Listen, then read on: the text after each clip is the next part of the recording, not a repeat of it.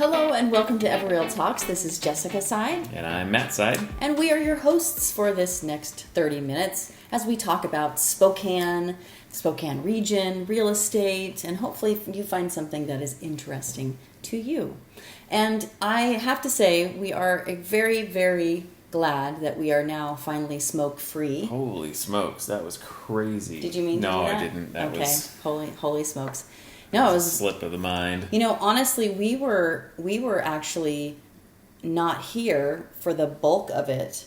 Like the worst, when everything was like 500. I don't even know what that measurement is. The air index Air quality was bad. index, AQI. There you go. We were in Seattle, and we were about half of what we were in Spokane. And it was still very stifling. I honestly can't even imagine what everybody here in Spokane was going through, and multiple other parts of the West. I mean, Portland was at or above what Spokane was, and so wow, the difference between Friday and Sunday last week was huge. That was crazy. Well, we're grateful that has everybody, cleared out. well with that. And blue skies. Yes, blue skies for the most part. A little rainy, but rain is better than smoke. Should we talk about a house? I think we should. We've got a great featured home for you today. 4217 South Pondra Drive, out in the Spokane Valley. This just went on the market yesterday, and can I say that this is a perfect COVID house? Why do you say that? Well, first of all, it's 4,770 square feet. Yeah. It has 4 bedrooms and 4 bathrooms. So you're saying that a family of 4, 5, or 6 could quarantine from each other? There could be separation. Even if they don't even have COVID, they just don't like each other that much. There could be some separation. So it's big. Right. It's on an acre. Great. So you've got room for the family to be outside. Mm-hmm. In addition to 4 bedrooms, 4 bathrooms. Mm-hmm. In addition to the 4 bedrooms, there are 2 offices. Oh, great. I love that. For those of you that are working at home and teaching kids at home, you have all of that space. Plus, there's a second family room downstairs that you could have for, I don't know, PE or recess or just crafts. Maybe we should move in there, because we seem to do a lot right here at our dining room table. As you know, we haven't been able to go into a studio to record our radio show. And so here we sit, and every week we have different lighting and different level for the camera that we use. Kids walking in the back door that mean we have to restart the recording. That just happened. Here we are. Okay, this sounds like the perfect home for this. Perfect home for a COVID world. Mm-hmm. Has a 40 by 46 shop on the property. Awesome. In addition to a 3-car attached garage. Room for parking your RV, because we know everybody owns an RV in 2020. Central vac, 3 fireplaces. It has a huge walk-in pantry, so if we go on lockdown again, you're going to have the food chamber right there off the kitchen. That sounds amazing. What other? Wood-paneled Sub-Zero refrigerator, 5-burner gas stove, LG smart oven. That's nice. Central vac. I mean, seriously, This place is loaded. It is loaded. A sprinkler system. So there's a ton here. Seriously, if this sounds like it's something that's interesting to you, I would highly recommend that you get in touch with us right away, because I don't anticipate that this will last much longer than the weekend. And I mean, if you and that kind of in the neighborhood stats, so let's just talk about the Ponderosa neighborhood. Cool. We did a little bit on this. We had a listing several months ago, not in this specific neighborhood. Mm-hmm. It was across the Dishman Mica, but still in kind of the general vicinity. Mm-hmm. So this is in Ponderosa proper, which is right up against the backside of the Dishman Mica natural area. So there's a lot of cool stuff that you can do there. Mm-hmm. There are currently 3 active properties, one being the one that we have just listed in that neighborhood. Wow, only 3. 62 have sold in the last 2 months, so that is a very, very small percentage. I think it's 0.3 months of inventory right now on the market in that neighborhood. Wow. Anyway, so I would say, the other thing that's really important about this house is that not only can you pack everybody in, but there's cable internet available at the house too. So that's going to be important. Because you have to have that if you're going to survive in a COVID world too. So anyway, that's awesome. Ponderosa. The Ponderosa neighborhood for me growing up in the valley, that was where that was a pretty desirable part of the valley to live in. Posh? Was it super posh? I don't think we used that word. Okay.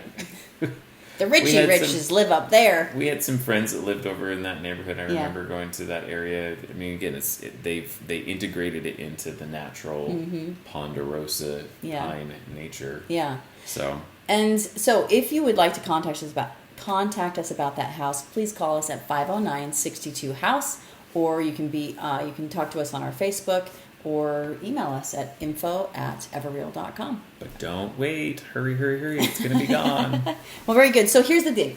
Matt told me that this was the featured house of the week, and I was like, I should do a little thing and find out the history of Ponderosa. Well, then as I started doing my research, I ran into something else, and I was like, you know what? I'm going to run with this because I found out a little bit about the history and a little bit of information about the Ponderosa pine, the actual tree. Wait a minute, Ponderosa is a tree? I thought it was a neighborhood. It is a tree. It is a tree. I'm kidding. I know. I knew you knew that. I know, but there could be other people watching or listening to this that are just like, is that guy an idiot? Yeah, well, So obviously Spokane has tons of these tall trees, and I think sometimes we might take them for granted, and we don't give them the respect that they deserve. And so I thought we'd talk a little bit about it. First of all, let's talk about how it got its name. So there was a Scottish botanist explorer named David Douglas who named the tree, and he named it in Latin, Pinus ponderosa, while botanizing along the Spokane River in 1826. Wait. Are you? So I'm just going to ask a question that might make it sound like I am actually. Okay. Are you saying that the Ponderosa pine originated its name from Spokane? That's right. From this guy who was actually going along because the Ponderosa pine is not just from Spokane. Correct. So he chose the word Ponderosa, which meant ponderous or heavy, because of its sheer bulk, and the Latin name eventually became unusual. It basically became the common name for the... That's like Father's Day originating in Spokane. Yeah, it's like I know. One of those super famous things that you would never think Spokane would actually be. Way to go, be Spokane. The origin of. Actually, loggers and old-timers would call it yellow pine or western yellow pine. So that was the name that was the common name before this, and probably even after this. Well, we had some huge Ponderosa pines Absolutely. in this area. I mean, my grandfather, just my own history, Right. was a logger, and he had the skidder. I mean, he was the one that they'd latch it onto, and he'd pull it up and load it onto the logging trucks. Mm-hmm. My dad has forever searched for the stand of Ponderosa pine that he remembers hearing his dad talk about, that was so wide that I think that they had like 12 guys holding hands to get around it. And the stumps he believes the stumps are still out there somewhere.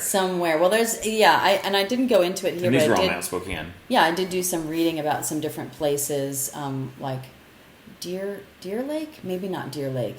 Anyway, there were some other places where they found some really old Ponderosa pines in there, and we'll talk about that in a little bit. But in addition to being native to the area, which is important for Spokane, right? They're native trees.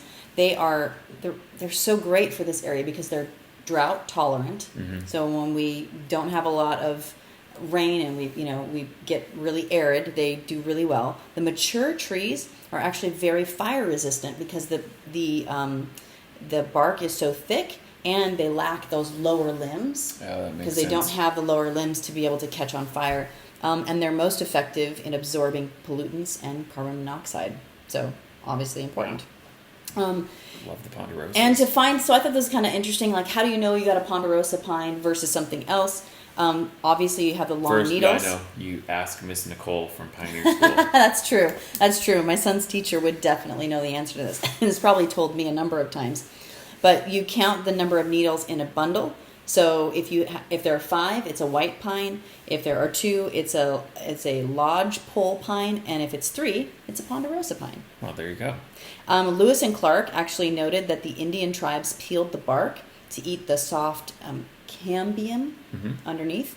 And this is kind of cool. So ancient striped ponderosas, several old ponderosas in the bitter roots still show bark peeling marks. That's why they call them stripped or striped. And it is the trees survived because the Indians understood how far that they could strip that off before the tree would die. So they would just strip it off just enough so that the tree stayed healthy and continued to grow. Wow. So let's talk about how old they get real quickly. So a ponderosa pine is fully mature at about 150 years old. And many live to be 250 to 400 years. It usually is unusual because of set of circumstances. In other words, you get lightning strikes are huge, bark beetles, wildfires, humans with saws. To reach its limits, though, they can get about 600 years old. Like that's interesting. Yeah, we have some, and I don't know if they're ponderosa pine, but the old growth part of on the north side of Mount Spokane. I can't remember how many hundreds of years. Like some of that is still virgin forest that has never been cut and has been there since its origin, I guess. Yeah. So just a few more things, and I think this is kind of fun. The ponderosa pine became the official tree of Spokane in 2014, and in that year, an organization called Spokane Ponderosa partnered with the Finch Arboretum to plant a bunch of new ponderosas to stop erosion along the creek at the Finch Arboretum.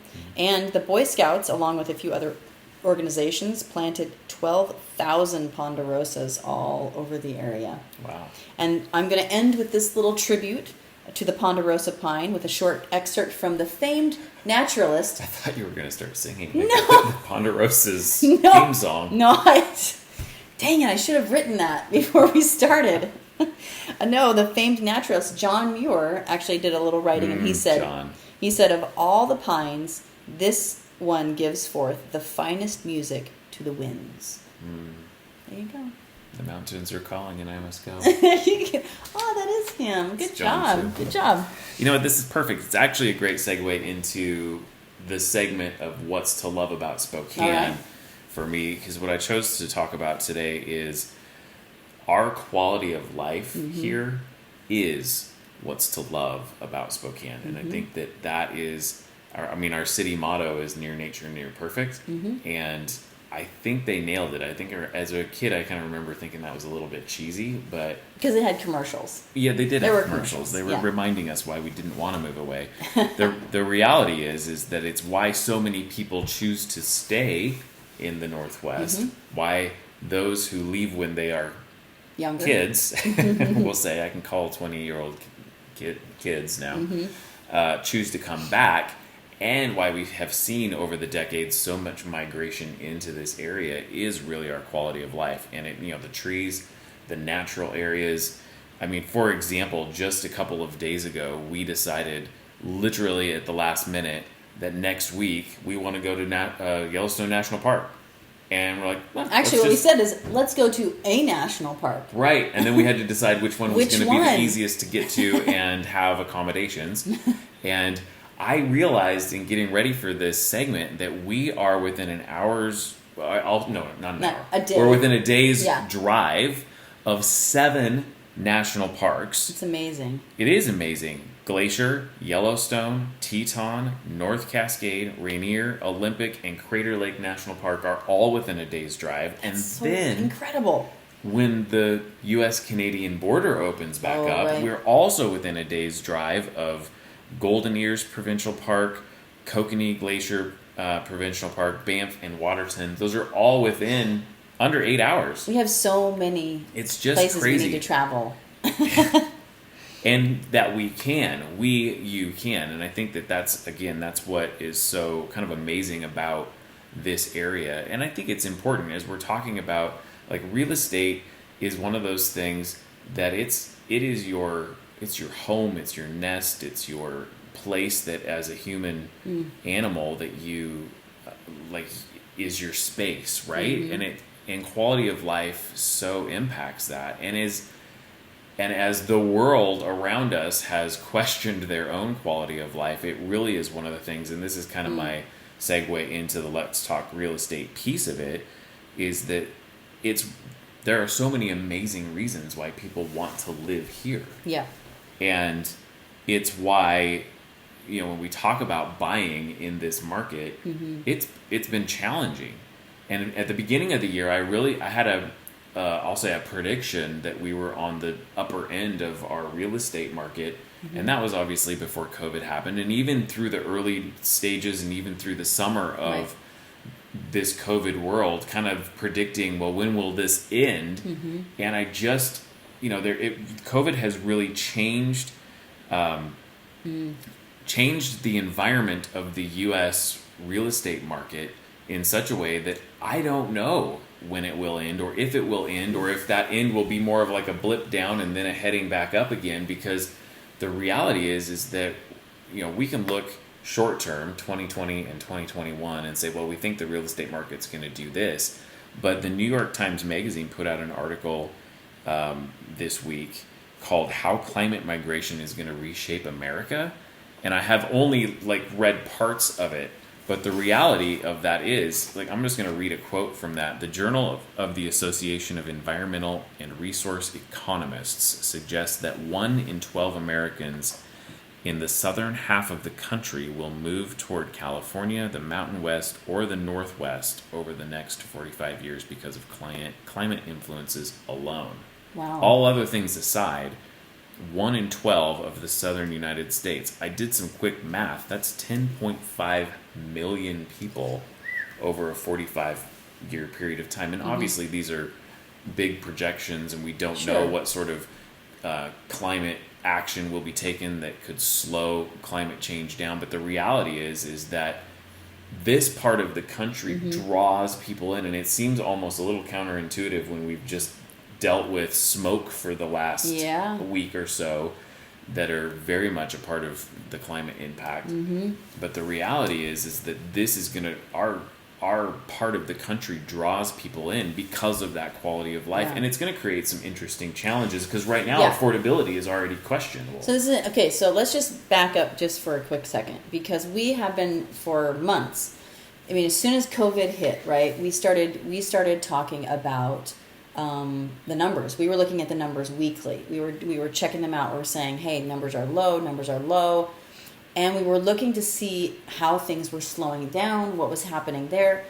And we've been talking, even in the last couple of weeks, talking about being prepared for a slowdown and this could within all the last end, couple episodes. This could all end in spring. But what I'm hearing you say, and I feel like this is we have to talk about this, you're saying, maybe you're wrong? Or are you saying... Well, that I don't like to ever really admit that I'm wrong. Okay. That's not true. I admit that I'm wrong a lot. He does. He's actually very, very good at it. I'm all about truth. After about 15 minutes. I'm all about finding out who's at fault and who's wrong. Somebody obviously is. So what I'm saying is, of course I don't know, and I've said that from the beginning, but looking at indicators as to, there is going to be some sort of COVID impact in real estate. Because there's going to be a blip, because when you talk about short term, and I think that's what you're saying. I think you're saying short term, longer term, and not 45 years, but the next 5 years, for instance. Because here's what I hear you saying, and I'm happy for you to jump in here and say, no, that's not what I'm saying. I'm hearing you say that yes, we are going to have a blip in the real estate world. And when I say the world, I mean people being able to make payments and the possibility of foreclosures going up, of people being in a distressed situation, and that is job impact, right? So that's a job impact thing. I think the foreclosure piece of it is the huge question mark, because unless you bought your house yesterday, you've got 20% equity in your house over the last couple of years. But so even if you can't make your payments, you might not lose it to foreclosure, but you might push it out on the market and sell it. Okay, but if I buy my house in January, so I buy my house in this January, thinking things are going to go. All right, and I've seen that uptick over these last, which we're probably at least 14% since January. But that could easily roll back with people starting to lose their jobs and getting and potentially not being able to make their payments, which means more houses on the market. Which we talked about just a couple of weeks ago, right? Like the influx, we're not that far away from it shifting from a seller's market to a buyer's market.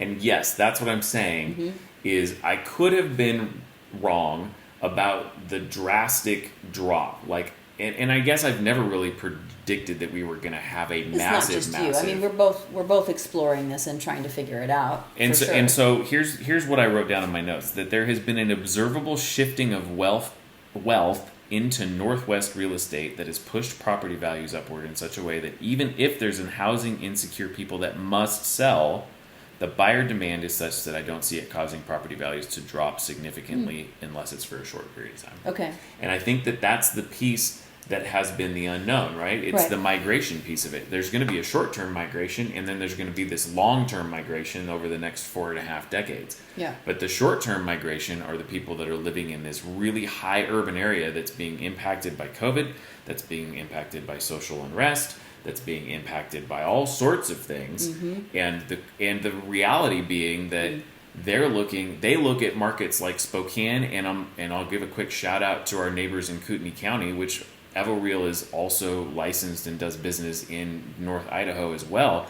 They look at these markets, and that is this wild card in the deck of how much more real estate wealth or wealth in general is going to migrate into this part of the country that will cause even those that are in a housing insecure place that they have to sell. It doesn't impact the general real estate market, though it does significantly impact a group of individuals that have to sell their house, and now what are they going to do? Sure. So they sell their house, they move in with family, or they rent, and then 5 years down the road, maybe they rent.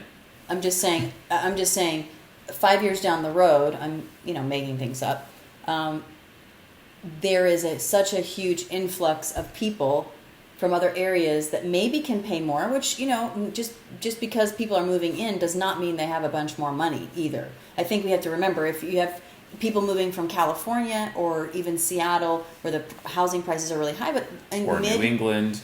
Or, I mean, there's a lot of yes, parts of this that's true. country. But also, if we're talking about the southern states I think are closer to Spokane as far as like their prices and things like that. So it doesn't necessarily mean that everything's going to go shooting through the roof like they did in San Francisco or Seattle. Here's where I'll argue with you, because who's going to be able to sell their property in the southern part of the United States and move to the Northwest? There's going to be a greater disparity between the haves and the have-nots. And what's going to happen? Yeah. I mean, this gets ugly when you start taking it down this path. What happens is the rich people sell their property in the urban areas of these markets, and everybody else gets stuck and left behind.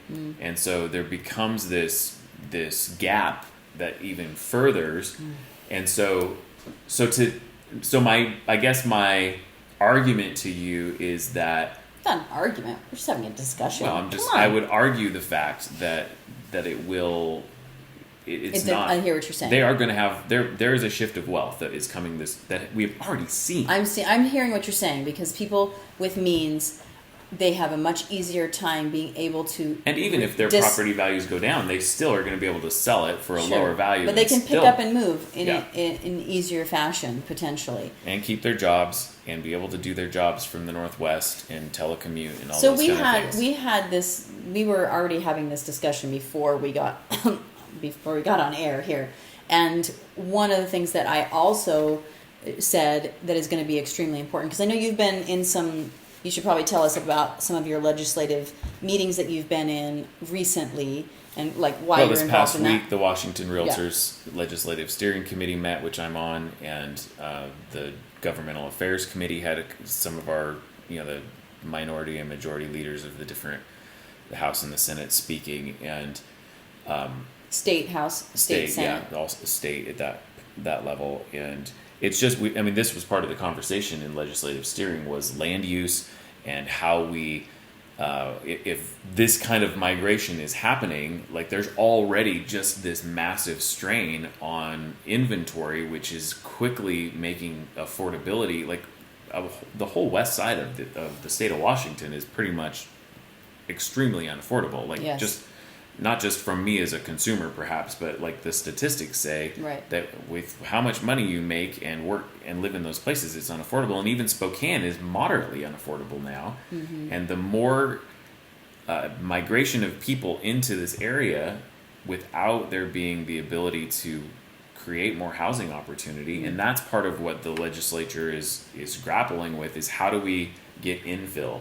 And part of that stuff that's on the docket right now is to say that every city lot, no matter where you are within the city municipality, can host 1 to 4 units, and basically allow for, like, instead of constantly having to build more out, like, how do we take advantage of the infrastructure that already exists in our cities and make it more useful? You know, when we have to, like, have our ADU episode that we did and talk about... ADU is an accessory dwelling unit. But if we have to be we can only have 700 square feet, now all of a sudden it's limiting our usefulness of the space that we have on our property. True. So, okay. So here is the balance, and here's the thing that I hope that we have. I hope that we vote people into our, governing bodies that will take into account all the things.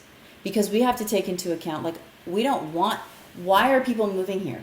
Because we have Ponderosa pines, because we have great open spaces, because we have clean air, because we have, you name it, right? As far as the natural beauty, near nature, near perfect, we have to have people that recognize that if we destroy those things, those public lands, and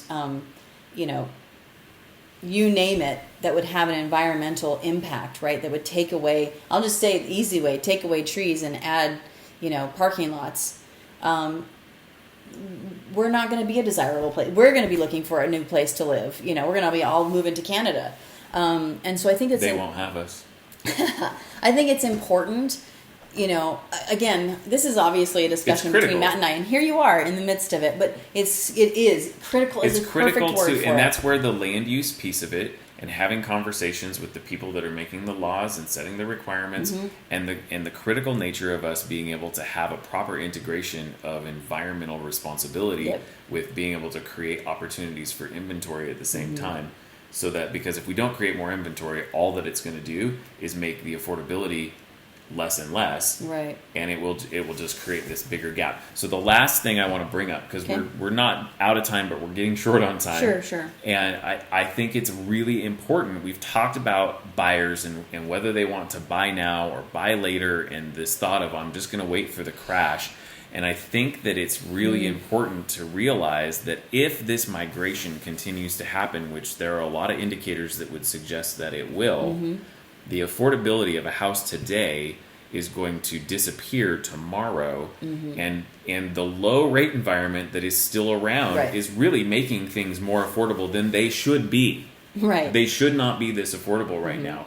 And so I guess my appeal to those of you that are on the fence about whether or not you should buy in this current crazy real estate market is that 45 years from now, if 10.5 million people move to the Northwest, the reality is that your generational wealth is dependent on the decision to get on the escalator, right? Like your uncle in Seattle has talked about the people that sell and leave, like, well, they're off the escalator now. Yeah. And buying today. Right. If you sell in Seattle today and then you go somewhere else and you go do other things and then you come back, you cannot buy that house unless you're very, very Most wealthy. Most people are not able to.